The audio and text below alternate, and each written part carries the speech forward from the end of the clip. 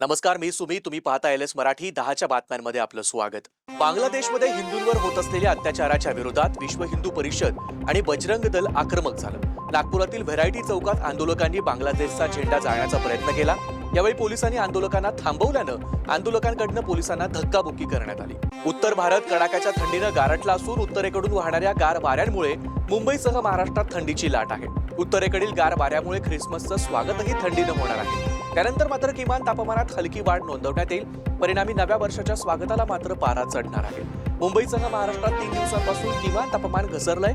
उत्तर मध्य महाराष्ट्र, मराठवाडा आणि मध्य महाराष्ट्रासोबत विदर्भात देखील थंडीचा मुक्काम आहे. कोल्हापूरच्या हातकणंगलेमधील पुलाची शिरोली परिसरात वानरांचा उच्छाद वाढल्यानं नागरिक त्रस्त झालेत.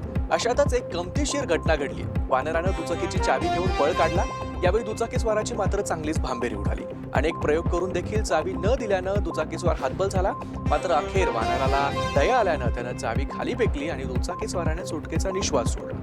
बदलापूर जवळच्या आंबेशिव गावात बिबट्याची दहशत पसरलेली असतानाच आता वांगणी जवळच्या काराव गावात देखील बिबट्या दिसल्यानं खळबळ उडाली आहे. रात्रीच्या सुमारास काराव बदलापूर रस्त्यालगत बिबट्या दिसून आल्यामुळे गावात भीतीचं वातावरण आहे.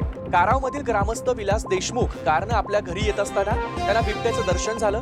काराव गावात बिबट्या आल्याची माहिती वनविभागाला कळवण्यात आली असून बिबट्याला जेरबंद करण्यासाठी तातडीनं उपाययोजना करण्याची मागणी स्थानिकांनी केली आहे. अंबरनाथ पश्चिमेतून एक धक्कादायक घटना समोर आली आहे. अंबरनाथ पश्चिमेमध्ये शक्ती फूड इंडस्ट्रीज या कंपनीत काम करणाऱ्या 10 परप्रांतीय कामगारांची ठाणे जिल्हा प्रशासनानं सुटका केली आहे.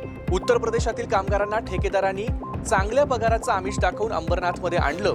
मात्र त्यांना अमानुष परिस्थितीमध्ये ठेवून वेतन न देता जबरदस्तीनं काम करून घेतलं जात होतं. या प्रकरणी 2 ठेकेदारांना अटक करण्यात आली आहे. कामगारांना सुरक्षितपणे त्यांच्या मूळ गावी पाठवण्यात आलंय. गडचिरोलीत पोटाची खळगी भरायला जाणाऱ्या मजुरांवर काळानं घाला घातलाय. चेरियाल हैदराबाद महामार्गावरील इंदराम चौकात एका उभ्या पिकअपला कोळसा वाहून नेणाऱ्या ट्रकनं जोरदार धडक दिली. त्यामुळे चंद्रपूर जिल्ह्यातील 3 महिला शेतमजुरांचा जागीच मृत्यू झालाय. या घटनेत आणखी 14 जण जखमी झाले असून त्यांच्यावर मंचेरियाला जिल्हा मुख्यालयात उपचार सुरू आहेत. पुण्याच्या भोरमधील पसुरे गावात जनावरांच्या चाऱ्याने भरलेल्या ट्रॅक्टरच्या ट्रॉलीला आग लागली. जनावरांच्या चाऱ्याने भरलेली ट्रॉली रस्त्यावरून जात असताना रस्त्यावरील विजेच्या तारांचं चाऱ्यासोबत घर्षण झाल्यानं चाऱ्यानं पेट घेतला. यात शेतकऱ्याचं प्रचंड आर्थिक नुकसान झालंय. पुण्यातील सिंहगडावर जाणाऱ्या वाहनांची वनविभागाकडून कसून तपासणी केली जाते. नाताळची सुट्टी आणि नवीन वर्षाच्या स्वागताच्या पार्श्वभूमीवर पुण्यातील सिंहगड किल्ल्यावर जाणाऱ्या पर्यटकांवर वनविभागाकडून करडी नजर ठेवण्यात येते. 2 आठवड्यात सिंहगड किल्ल्यावर मद्य घेऊन जाणाऱ्या 8 मद्यपी पर्यटकांवर वनविभागानं दंडात्मक कारवाई केली आहे. बीड जिल्ह्यात आढळलेल्या एका पुरुषाच्या प्रेताची ओळख पटवून अवघ्या 2 दिवसात खुनाचा गुन्हा उघडकीस आणण्यात बीडच्या स्थानिक गुन्हे शाखेला यश आलंय. या प्रकरणात 4 आरोपींना अटक करण्यात आली असून मुख्य आरोपीला जेरबंद करण्यात आलाय. शवविच्छेदन अहवालानुसार मृत्यू मारहाणीमुळे झाल्याचं स्पष्ट झालंय. या होत्या आताच्या महत्त्वाच्या बातम्या. बघत रहा एलएस मराठी.